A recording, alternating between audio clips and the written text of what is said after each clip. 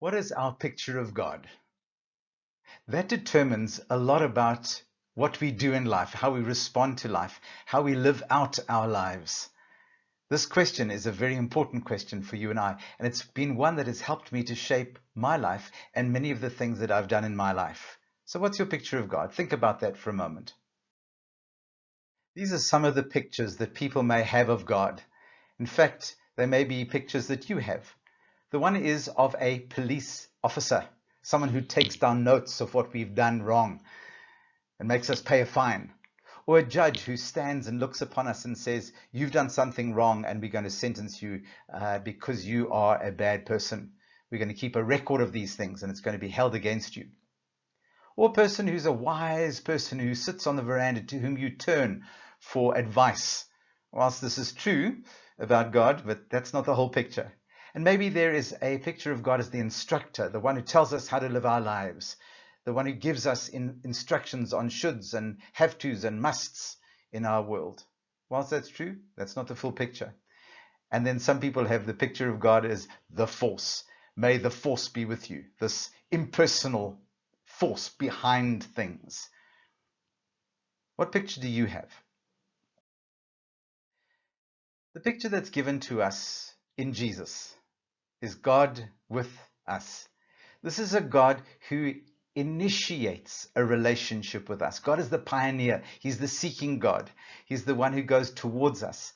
God so loved the world that he sent, he gave his one and only son, an expression of himself. This God moves towards us and invites us into a relationship that we may trust him, put our lives in his hands, hold on to him with everything we have, believing in him, and then having a quality life now and for eternity. You see, this is the God who is the great includer. Dallas Willard's words, God includes all people. And over again in the scriptures, the invitation is to come. 13 times in the Gospels, Jesus is recorded as having said, come, follow me. And so the invitation is to come. God is an inviting God. And like the great banquet in the parables of Jesus, he says, come. And we have a choice to respond if we want to.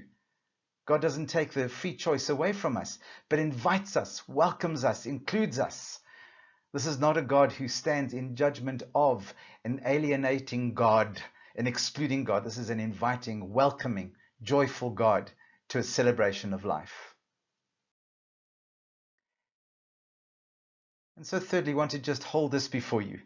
This God who's loving you in a relationship with him invites you to share in his passion and his love for the world. He invites you to be, in essence, an expression of himself. Because as God has loved you, so that same God invites you to be an expression of that love as he sends you to be a missionary. For you are on a mission, God's mission. For the world needs to hear how much they are loved by God. And so you are called to represent and represent God wherever you are. You are a missionary.